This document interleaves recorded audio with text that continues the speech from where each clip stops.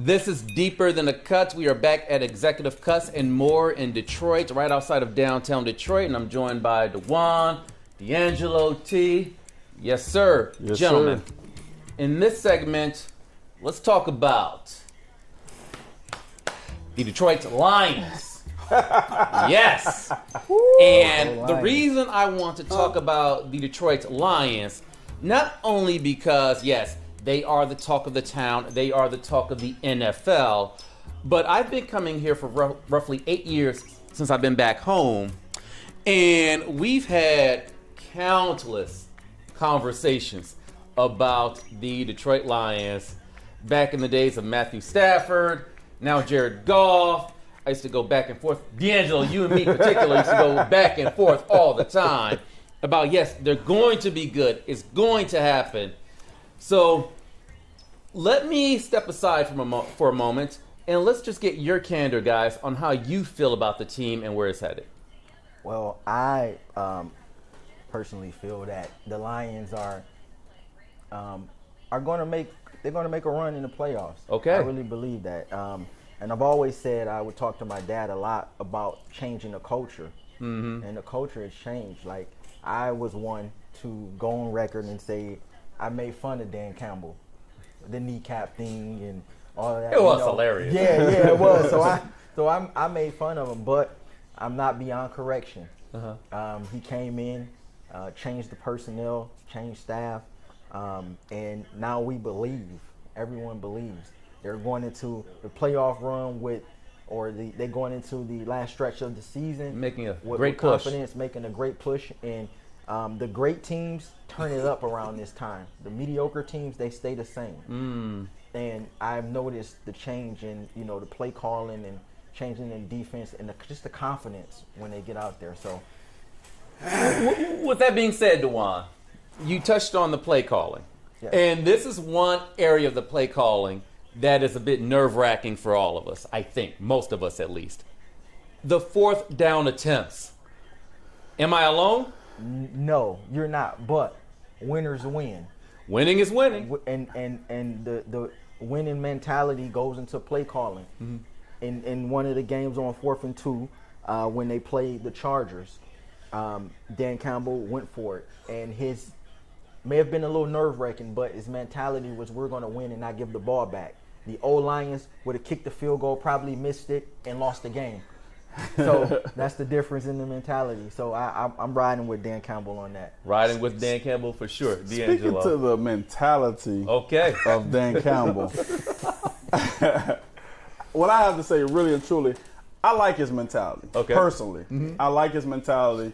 I like his aggressiveness. Sometimes a little overzealous at times, but I mean, that's the style you're gonna play. That's the style you're gonna play, right? Personally, I like the fourth down calls that he made.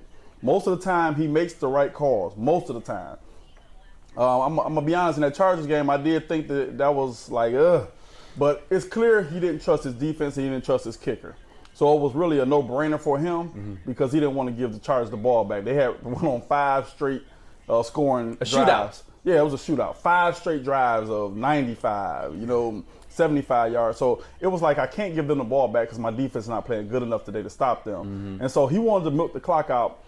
It ended up being the right call, but if he don't get that call, this is what I don't like about Lions fans. If he don't get the call or he don't make the play, he's the worst guy in the world. But if he makes it, go, good Dan Campbell. I like him either way. If he didn't get it, I'd be like, but tight call, but that's the tough calls coaches have to make. But what about the points do add up when you kick the field goal? They add up 3 points, 6 points, 9 points, 12 points, and so on and so on. That'll still win you the game. If the kicker will make the kicks. But he must not trust his kicker. If he's going for it on fourth down that often, you got to realize he don't trust the kicker. Now, I'm one of the people who stand on the side of saying the Lions have to win a playoff game in order for me to 100%. even become. I'm talking about to come back to the Lions. 100%. Like I've been scarred. To say we are a new organization. Absolutely. It's a new day. I've seen us go Win to a the playoff playoffs. game. I've seen us go to the playoffs. I've seen us lose. I've seen us go 6-2, go 2-6 in the second half of the season. I've seen so many things happen throughout this genre. What I will say is that I do see a difference in the mentality of the Detroit Lions. Yes. But that's still not enough to pull me until I see a playoff win. I need to see a playoff win from my team that I've rooted for the 40 years of my life. And I've seen one playoff win. We were children. We were very, very young children. So I have scars that are deep, and I don't hide them. I don't tell people or act like, they haven't hurt me. But the reality of it is you win a playoff game, you silence a lot of demons, and you silence a lot of critics. And Ooh, T, you're laughing. Do share. So I'm just saying, man, I'm 45. I've never seen them win anything. So I've always been the guy, you say, be optimistic. Use optimism. You have to just support them. This your city. I've heard so many reasons why I should continue to be a Lions fan. I mean, I spent $1,000. Fatheads, man caves, all this stuff, hosting barbecue, for inviting everybody over. After church, I'm leaving the word of the Lord to go home just to have a sad face at the end of the day. Whole day ruined because of the Lions. Yeah. And so just cut across the grass. Where they are now, though, the first thing they did got me. He cleaned house. Staffing, different decisions made before the players. I'm talking about the mentality. That's what got me. I'm like, okay. But it still wasn't enough to say, all right, I'm all the way back in. I'm full-fledged. I'm back, a Lions fan. I'm going to buy all my memorabilia, right? I'm just watching. I'm close enough, but I'm watching. I was just at the Raiders game that Sunday. We had a good time there. Watching the win. Got that win. But again, I was still 3 times in the red zone, come up with 3 points. I'm like, this the Raiders. You should have smashed them by 40. I'm just saying, but I do like their mentality. I do like their grit. I do like the 4th downs. I do like it. I think it is an aggression that they do need to show forth to their opponent that we coming. We're not going to be kicking field goals. We're not going to be punting. We coming to take the game. I do like that. I do love that. But it's just at a moment of time, it's like, man, you got to, and I share that with Smith, you got to give me a playoff win, though. It's like I've been to this past that Raiders game was probably like the only Lions game that I went to that they won. Any other Lions game I've been to, they lost. I hate to agree with you on that one. It's It's a reality. It's a reality. I don't think it's a hard ask either, because after being with an organization for so long and rooting for so long and, defending for so long, it's only so after a while you say, you know what, am I the fool or am I bitter? Yeah, and I know at this point, really and truly, like I'm quite disappointed, but from a future standpoint, from a past standpoint, but I'm giving them. I watch them. Last year I didn't watch them at all, barely, very rarely. I watched the Lions, and I'm serious because I just got tired of being disappointed. So I was just like, but this year, they're doing things that would garner my attention, and so I do tune in, and I went home from church yesterday and had a smile on my face at the end of the night. Hallelujah, amen. With that being said, you talk about head coach Dan Campbell, who's doing a remarkable job. GM Brad Holmes doing a remarkable job with the drafting and the free agent signing and making the trades. Shout out to Brad Holmes for sure. The finding Amon-Ra St. Brown in the 4th round. Yes. Huge.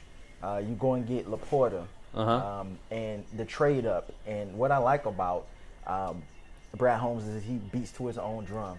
We don't do what everybody else do. I even wanted him to take the kid from Georgia in the draft. Jalen Carter? Yes, when he drafted the kid out of Alabama. When he drafted Gibbs. And Gibbs is a great player, and I'm glad you got him.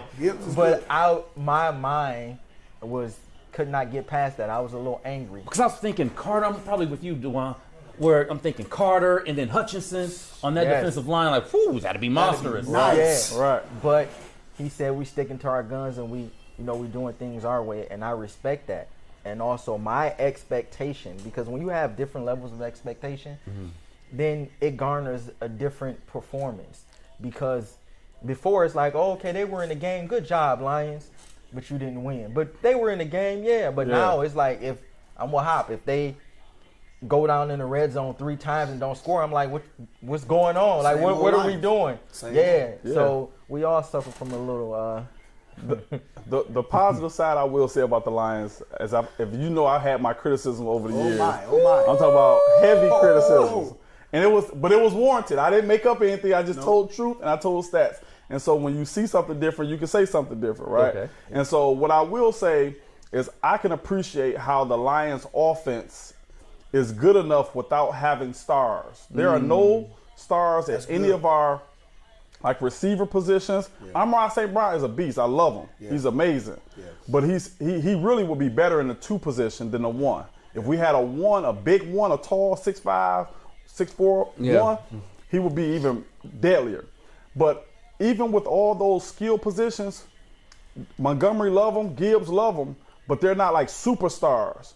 Our superstars are our offensive line, and that is built through Brad Holmes and our coach.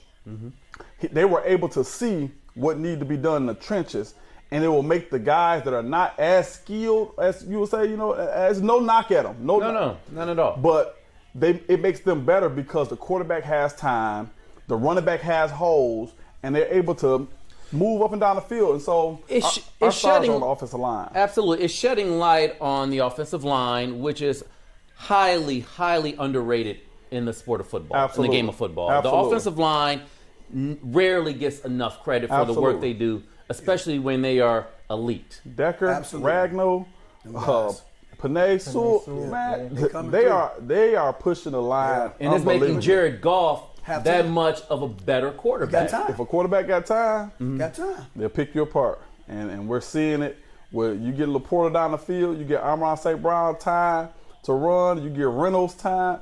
These guys, they're making plays because they have time to throw the ball and get in their positions where they need to be. Jared Goff, quite impressive. Yes. At first, when he first got traded to Detroit and Stafford went out to L.A. and won the Super Bowl in year 1, initially there were a lot of question marks whether or not he could be the guy. But it looks like it's really panning out in our favor big time. Yeah, I agree. I think the line has always been our issue for years. We've never invested in the offensive line. That could have always been the problem, even under Stafford. Absolutely. Absolutely. I know that's why the Broncos so valuable. But I mean, to be honest, the line has always been our problem. We haven't had a great offensive line. The offensive line we have now, name me a previous offensive line that was good as what we have now in just the last 5 years. D'Angelo. I agree, but Stafford was one of the issues. I had season tickets. I had season tickets, and I would watch Matthew Stafford not read the field at all. Not read the field. And my dad and I, we went to a Thanksgiving Day game, which is our tradition. Yes. And I watched Stafford misread so many plays, and the fans get behind that mediocrity. Do you think it was because he didn't have enough time? No. With a not as good offensive line? No, Stafford, fundamentally, Stafford is not good. I would just say that. Ouch. He has a cannon of an arm. He does have a cannon. He has a cannon, but fundamentally, stepping up in the pocket, looking side to side, going through reads. Stafford doesn't do any of that. He went to LA and won a Super Bowl. Defense. because he went through a stretch in that season where he sucked. Them six game stretch, he sucked over there in LA, but the defense won the game. That was it. Stafford was. I think Jared Goff is. When he came to us, he was, he went to the Super Bowl. Yes, he did. Yeah, and the only thing we needed was a line, and Jared Goff is better as a play action pass type of quarterback. Okay. Now he's in a position where he can do that, and you see he's flourishing. So, I'm glad Stafford's gone. Ouch. Okay. The man still went to LA and won the Super Bowl, but nevertheless. Okay. I'm trying to keep this alliance conversation. Okay, well let's get back to Jared Goff. He's really progressing as a quarterback who can read through his progression. That was something critics kind of talked about initially, where he's not going through his progressions. looking at all the targets, but now you go to the game and you see he's hitting everyone. I mean, he's spreading the ball around quite a bit. He has the ability. This is Goff's strong suit. He does not have a strong arm. No. It's not a rocket of an arm, but he has accuracy and he has touch. Okay. And so that's why you don't see a lot of deep throws down the field for him, because he's not going to, gun it in there. He has the ability to drop it in the bucket. That touch. That touch. That one that he had against the Chargers, where they play faked it to the tight end. I'm talking about right over the tight end before the safety. A lot of quarterbacks would have overthrown that ball. That's a difficult ball to throw. Accuracy. But he threw it right on point with touch and accuracy. Absolutely. And that makes the difference in a touchdown or a fourth down. And that's the kind of plays that he made that I can give him credit for. But as far as him being the future, he's young enough. I really think that we need a mobile quarterback. We have one, though. Hooker. I know. I think we need a quarterback that's a little bit more mobile, that's able to give us that dual threat, so that we're not just relying on arm strength and arm talent. I'm going to push back at the moment. I think Goff is amazing. I think he can be the guy. I think he can be the guy for another 10 years. I think he can be the guy for another 10 years. I think it's possible. I'm not saying it will happen. I'm saying it's a possibility. I see why you wore them socks. The guy is only 26, 27. Therefore, Goff. Yeah, he's not even 30 yet. Wow. Yeah. So it's a possibility. We shall see. See, my point. See, this. If you look at the Lions schedule, the remaining time. If you look at the Lions schedule, who's a 500 team? Which out of our last, how many games we got left? Oh, we have to be careful with the Minnesota Vikings. So what I'm saying I think they're going to be right there at the end of the season. Play them twice in the last 3 games. Vikings on the road, Cowboys on the road, and then Vikings at home. Yeah. And they are right behind us in the NFC North, 2 games behind us. I haven't seen Goff. They seem to be hot. I haven't seen Goff beat a playoff team yet. Ooh, okay. Like besides the Kansas Chiefs? City, the first game. The Chargers. Well, that we could debate that. We could talk about why. Chargers 500. But their schedule, he hasn't proved himself to me that he's that 5-10-year guy right now. The line is giving him time to do that touch. Okay. The line is giving him a little bit more visual where he don't have to panic and rush and throw interceptions and the line has always been the case for us. So the offensive line. He is great. He does have good accuracy. He does have that. But I don't think he's a 5-year, 10-year guy. But I think he's doable for right now. I think Lions are up to something. And I like what I'm seeing. I'm just not all the way. I'm just watching them like, okay, all right, you got me with that. That's good. But, all right, let's wrap this up. Yes or no? Should the Lions be considered a Super Bowl contender? From right now? No. Right here, right now. No. Absolutely not. No. Okay. And the reason why is because of the defensive line. They cannot get any pressure on any quarterback. And so that's why they're in more duels than they are in being able to take over. Their offense is good enough, but I think their defensive line needs some work to be able to get pressure, including, our boy from Michigan. Okay. All right. And that's what again, the defense has to step up. Defense. Juan? So I'm gonna step out there and say yes. Okay. No. And here's the reason why. Because it takes luck. It does at times. And it takes because we're no worse than the Giants when they won a Super Bowl. And if we can get a home playoff game, like if we can get a 1 seed, win our and division, get a bye, win our division, get a bye, and get it and win a game. Yeah, I'm optimistic, man. We start by winning a playoff game, and then we go from there. That's all I'm saying. Okay. Let's not. We need a playoff win. Playoff win. We start there. Playoff win. Just watch it. Then you have my attention. You showed me something I haven't seen since the early 90s. Fair enough. Fair enough. Juan, D'Angelo, T. Yes. Thank you very much. Deeper than the cut. Deeper than the cut. You heard what they said. Deeper than the cut. Yes.